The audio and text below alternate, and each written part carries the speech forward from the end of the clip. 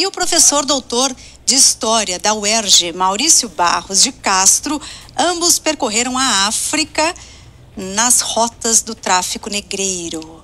O resultado desse trabalho é a série de TV Sankofa, a África que te habita, que estreia agora, dia 1º de maio, sexta-feira, no canal Prime Box Brasil. Muito legal. César Fraga, muito boa noite para você. Boa noite. Maurício Barros de Castro, boa noite. Boa noite, Tânia. Pô, mas que ideia apaixonante, né? Vocês foram atrás da origem de boa parte de nós, brasileiros, e também da sua própria história, né, César Fraga? Tudo começou com você? Como é que foi? Pois é, a minha mãe, na verdade, a minha mãe era neta de escravas, né? De uma escrava que, quer dizer, não foi escravizada porque já nasceu pós-lei do ventre livre. Mas cresceu, enfim, vivendo a escravidão e passou isso tudo para minha mãe, que por sua vez passou para mim. Eu sempre fui muito curioso para entender como é que isso funcionava, entender um pouco mais do que eu havia lido nos livros de história. Sim. Então, depois da crise dos 40, quando eu me tornei fotógrafo, eu resolvi voltar para o outro lado para publicar um livro chamado Do Outro Lado, onde eu faço essa viagem. E para isso eu precisava do auxílio luxuoso do Maurício, que é um historiador de mão cheia. Muito bem. Aí entra o Maurício na história, é isso, Maurício? É isso, exatamente. O César me convidou para participar dessa expedição e então nós partimos para visitar 9 países africanos e os lugares de memória da escravidão na África. Pois é. Aí como é que é? Vocês foram nos países africanos de onde saíram pessoas, né? Foram trazidas forçadamente pessoas para o Brasil? É isso, César? Exatamente. A gente partiu da pesquisa do professor João Reis, que é um dos maiores autoridades no assunto no Brasil, professor da Universidade Federal da Bahia, que plotou no mapa africano as cidades e regiões de onde vieram os ancestrais, né? Depois, conversando com o professor Alberto Costa Silva, a gente viu que isso é um recorte, porque é tão profundo, a logística era tão grande, né? Enfim, que a gente fez um recorte por esses 9 países, que eu acredito que tem um resultado muito significativo, né? E a gente depois partiu para viabilizar essa história, né? A gente conseguiu recursos da Lei Rouanet, na época, para fazer o projeto, e teve uma série de dificuldades posteriores até viabilizar o projeto, e, enfim, conseguimos fazer e trazer de volta depois de uma expedição de 60 dias pela África. 60 dias pela África, visitando 9 países. Isso, Cabo Verde, Guiné-Bissau, Senegal, Gana, Togo, Benin, Nigéria, Angola e Moçambique. Muito bom. Todos esses países... Essa escravidão que acontecia no território africano por meio dos próprios reis dos reinos africanos tinha a ver com a questão dos prisioneiros de guerra. Então, muitos desses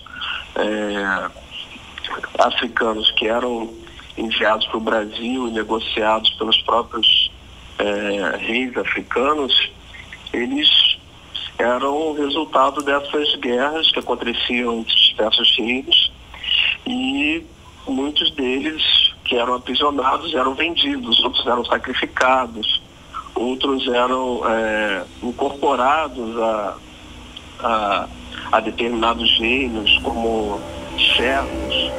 Mas a grande diferença é a escala disso tudo, né?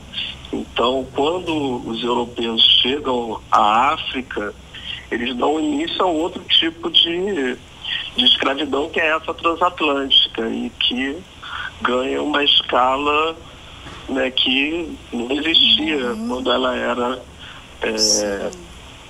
quando ela acontecia apenas no território africano. Pois é, mas todos os escravizados que vieram para o Brasil vieram nessa condição? Eles eram escravizados já na África?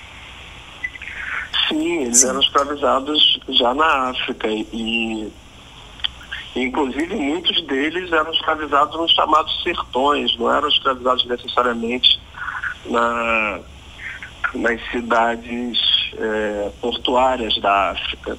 Então havia inclusive um longo caminho do interior até o litoral, onde eles eram embarcados. E esse era um caminho que se dava por rios, que se dava por terra também.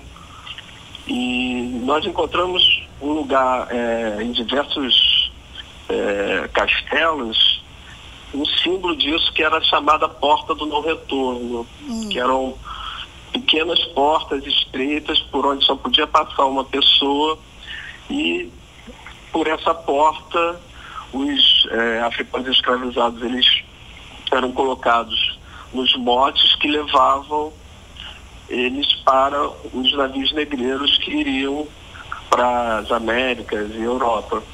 Mas esses lugares ficaram conhecidos como Porta do Não Retorno, porque uma vez que eles atravessavam essa porta, eles não retornavam mais. Sim, iam para os navios. E na própria África eles ficavam em celas, essas pessoas? Sim, na verdade existia a questão das celas. Nós visitamos, por exemplo, o Castelo de São Jorge da Mina, em Gana, e lá haviam as celas que nós conseguimos ter essa dimensão desse aprisionamento, né, nas fortalezas, nos castelos. E também havia esse trajeto que se dava do interior para o litoral, que eles vinham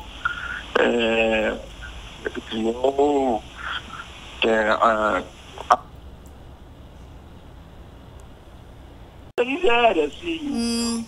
O povo encrenqueiro, isso aqui é minha cara, entendeu? Que é de onde partiram a maior parte dos escravizados brasileiros.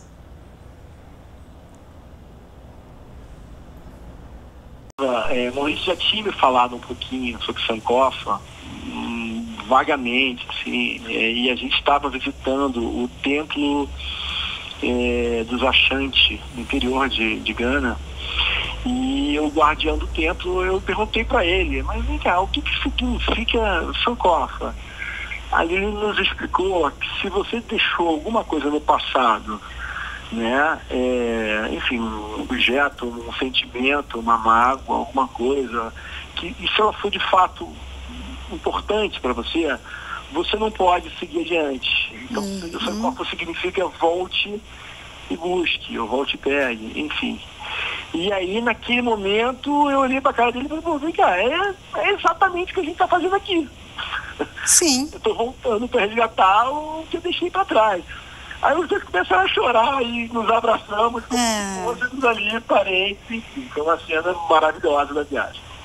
Pô, que lindo, é isso mesmo, é a história que ficou para trás, né, dos ancestrais. A perspectiva da forma como eu trabalho a ideia da diáspora africana, e o César também estava focado nessa representação da África contemporânea, porque há um discurso sobre a África que ora trata ela como uma África mítica, tribal, de natureza exuberante que existe, outra hora trata ela como o lugar da pobreza, da miséria e das doenças, que também existe. Mas isso tudo são imagens redutoras. A África ela é muito mais diversa culturalmente, ela é muito mais rica do que essa redução que se faz da África, do continente africano, em diversos momentos. Então, a nossa perspectiva desde o início foi mostrar esse aspecto que muitas vezes é negligenciado. Que também o Brasil é visto, né, por esses olhares estereotipados, né, ou da miséria, ou então do carnaval, do futebol, né, e sem a dimensão exata do que nós somos. E essa alegria que o César falava também é alegria nas comunidades que passam perrengues diários, mas que tem uma alegria também, que talvez a gente tenha herdado dos africanos. Possivelmente a capacidade de apanhar e se reerguer e ter um sorriso no rosto. Você está coberto de razão. É muito parecido. Inclusive, a gente em muitos lugares africanos, agora falando de novo da estética da história, a gente se viu no Brasil, né? Você está no Mercadão, lá no interior de Gana, você está achando que você está no mercado de Madureira. Né? Assim, tem muitos lugares a gente olhou para o lado e falou, isso aqui é muito tal coisa, né? Sem contar, obviamente, dos eventos religiosos que a gente presenciou, que são muito parecidos. E é muito curioso, porque eu nunca tinha pisado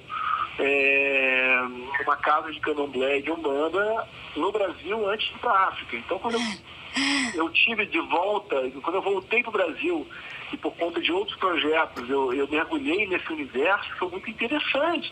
Porque eu falei, peraí, é muito parecido com o que a gente viu, né, lá no interior do Benin, né, quando a gente viu em praça pública um sacrifício de um cabritinho, que foi um episódio